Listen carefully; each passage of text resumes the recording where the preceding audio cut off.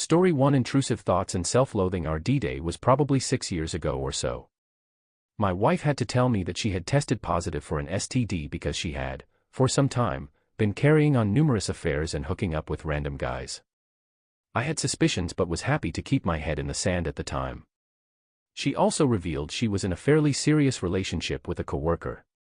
I don't care to reveal too many details, but after numerous talks and some very earnest admissions and reconciliation on her part, we have stayed together. In the past few months, however, a lot of behaviors of hers that lead to my original suspicions have resurfaced. We have talked about it. I explained to her my feelings and concerns. There are certain things that trigger a sort of PTSD response in me. When I confronted her, it was an unpleasant conversation but a productive one. For my part, I have told her that I trust her.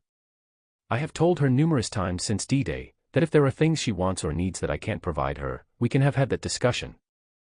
My point to her has always been that I don't deserve to be lied to. I don't deserve to be disrespected. If she wants to be with someone else, talk to me. We can discuss polyamory or other arrangements that allow her what she may need. That hasn't happened. Therefore, as a person of my word, I have let it be. But I still have intrusive thoughts. So, on a day like today when she comes home about 3 hours late from work dressed much sexier than she normally ever dresses for her office job, my mind goes to bad places. Especially when we haven't had anything close to sex since before Christmas, and even that was somewhat perfunctory and dispassionate. I have about zero confidence. I genuinely feel like my wife is the only woman on this planet who is capable of finding me attractive. So, I have a somewhat vested interest in keeping our partnership together. So, I feel like if I tell her how I feel, it shows her I don't actually trust her, which isn't the case. The case is just that I have these terrible thoughts I can't control. I suppose I don't have a specific question or anything. I just needed to get these words out of my head. I am trying to find a therapist, which I hope will help me further along. Until then, I appreciate y'all reading this, and if you have any feedback or coping mechanisms that may help me. Reader comment: I'm sorry but you're just lying to yourself. If you really trusted her, you wouldn't snoop, you wouldn't have those thoughts just because she comes late. Trust in your relationship is broken, you're trying to justify your behavior but deep inside you know you're just afraid because, as you said, you have zero confidence. I really think a therapist could help you. To find your self-worth, to have enough confidence to put some boundaries and talk to her. Without communication, a relationship doesn't work. And I'm sure, deep inside you, you don't want to leave a life like that, you're still hurting. Good luck. Reader comment: she is your problem. You understandably don't trust her, and it sounds like you are not equals in this relationship. You sound desperate. What has she done to address her behavior? Until you come to a resolution, and in your case, this means not pandering to her needs but your own. You are clearly depressed and do need skilled help. Please start to focus on yourself. Your happiness cannot be conditional upon satisfying her needs. The folk here have been where you are, so listening up. Reread what you have posted. This is not you, you are a man of substance. Your wife has ground you down. People who cheat on this scale rarely change. She only stopped cheating because she had no choice. She knows you are broken and has probably taken her cheating underground. Please read the survivor's manual, Lose a Cheater, Gain a Life. Reader comment: yes, you need to find a therapist ASAP to learn the following. 1. Why on earth would you trust her? Did she go the extra mile in repairing the relationship?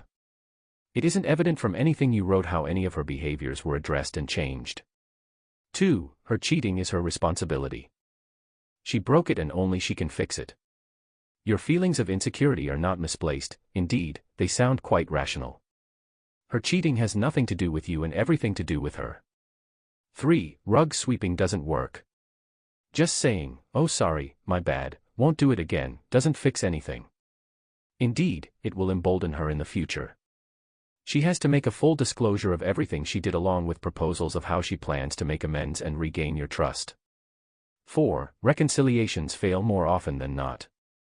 And reconciliations without contrition fail almost 100% of the time. I wish you luck. Story 2: D-Day was today and she left. Throwaway account: although I've lurked here for a month with my primary account and know a few of your stories.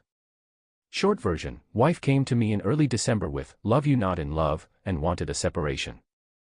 I said I didn't and let's work on it. She said okay. I spent all Christmas season trying to woo her all over again. We have 2 little kids. I wanted to save our family. I love her, and I love them.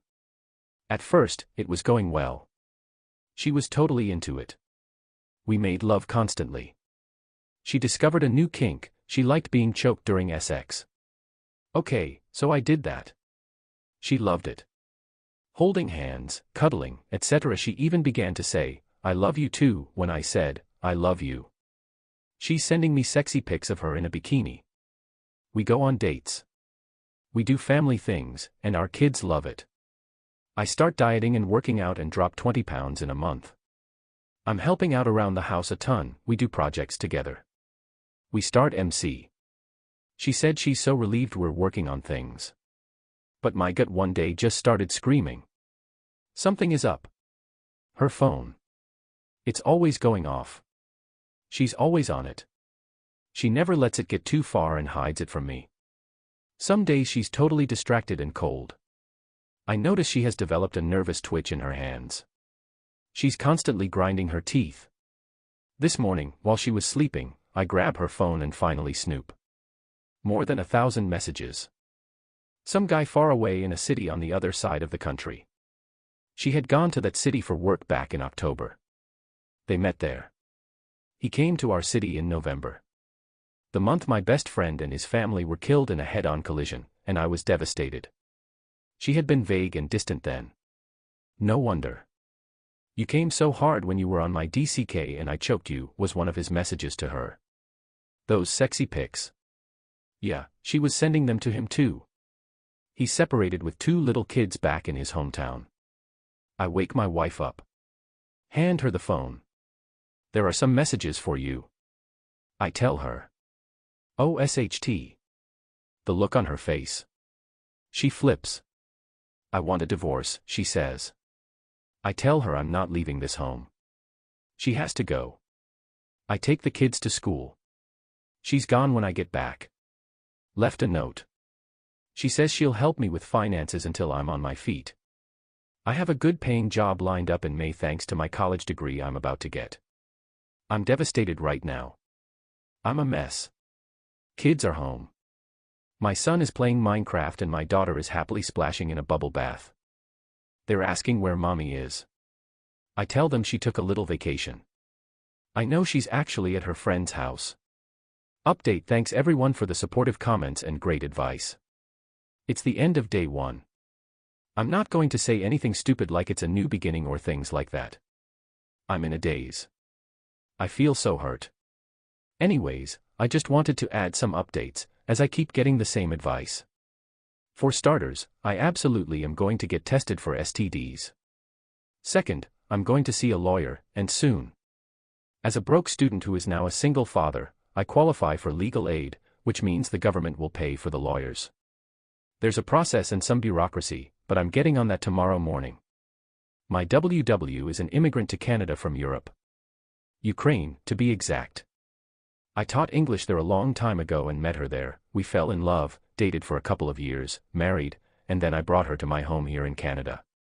She's since thrived here, got citizenship and a big cushy job with the federal government. But she has nobody here. No family. Her social network is tenuous at best.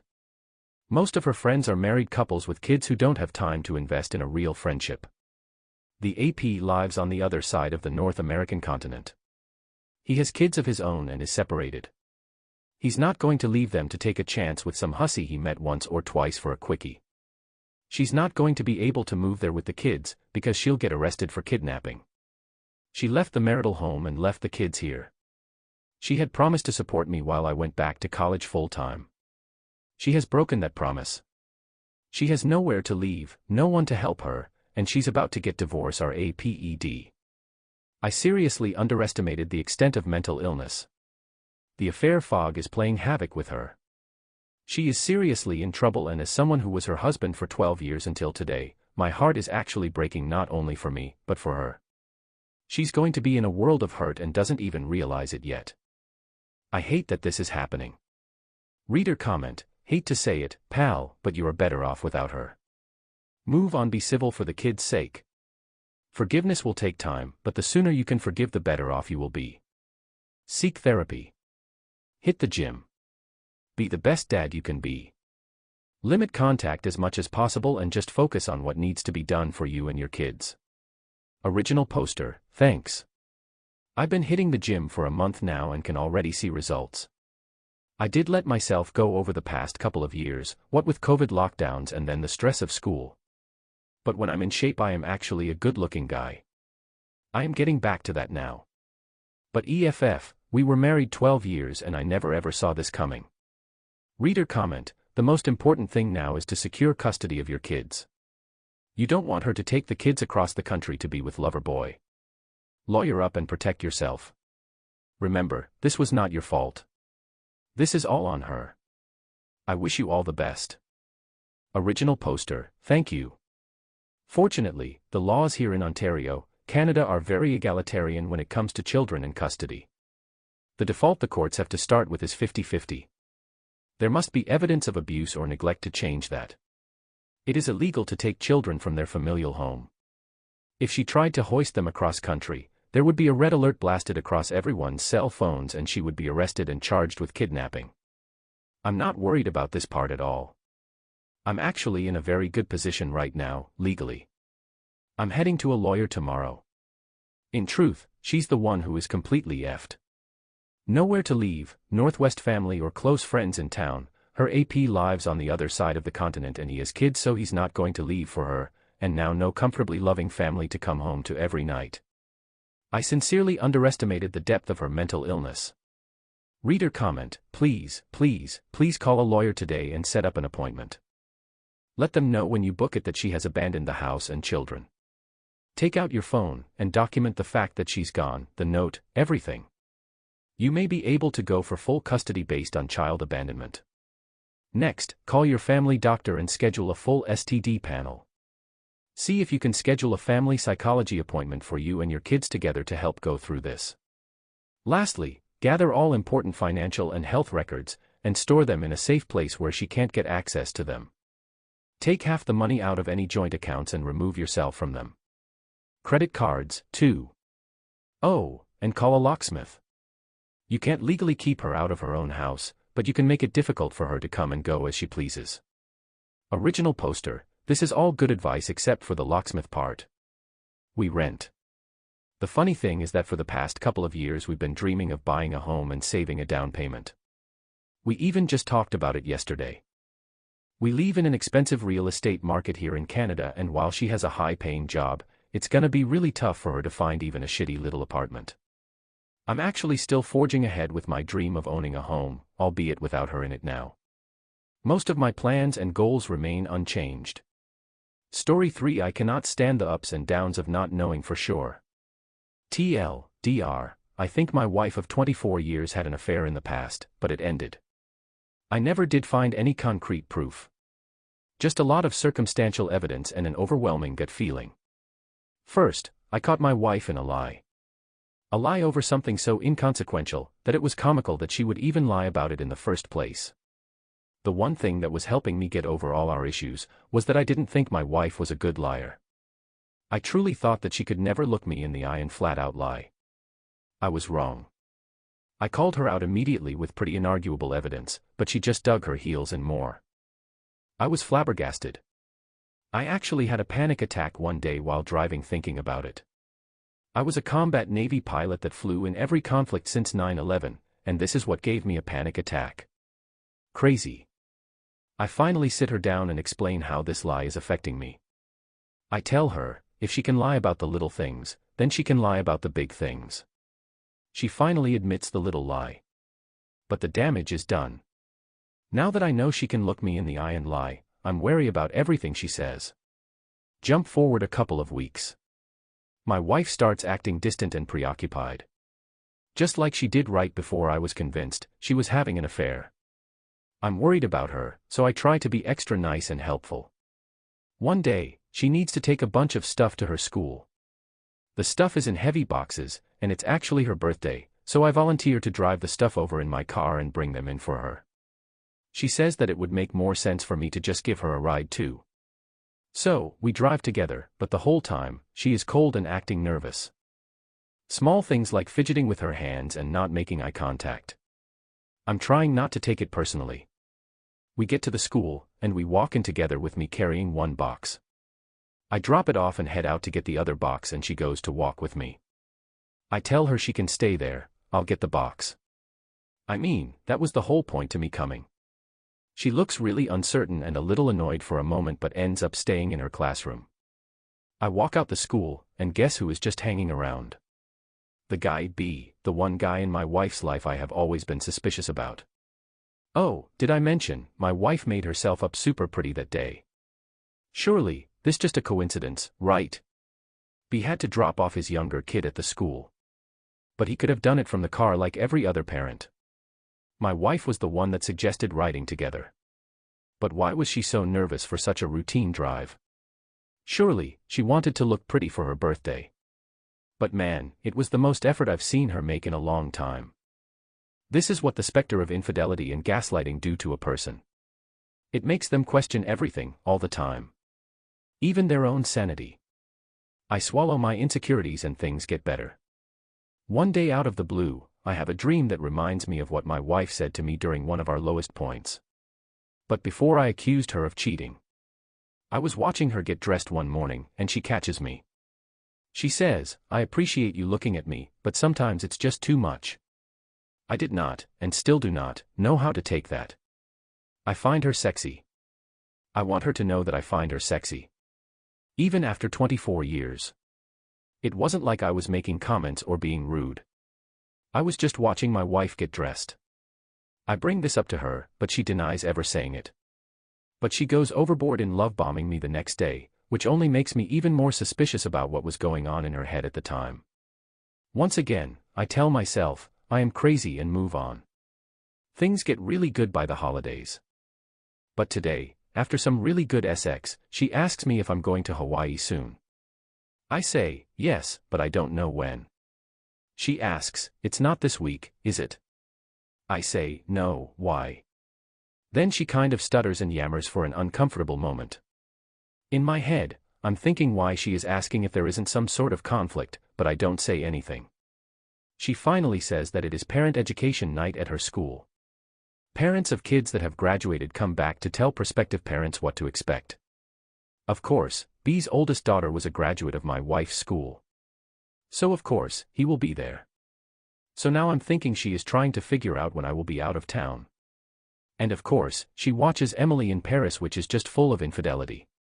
But of course, it all works out in the end because they were chasing their true loves. This is where I'm at. Please tell me I'm crazy. Please tell me I can trust her. I just want to be happy and to trust my wife and leave happily ever after. But I am slowly losing my mind. I'm trying to hold it together for my family and everyone that depends on me. But I feel like I'm slowly breaking apart on the inside. Reader comment, how did the other man act when he saw you? I personally IMO think that she's emotionally attached to him and crushing. That's why her appearance and her attitude is changing. If they are emotionally cheating, it sounds like it might get physical when you are gone and probably in your house, but that's my opinion and I am a very suspicious person. If the situation were reversed, she would accuse you of cheating. I would have to find out if she's cheating or going to cheat while you're gone.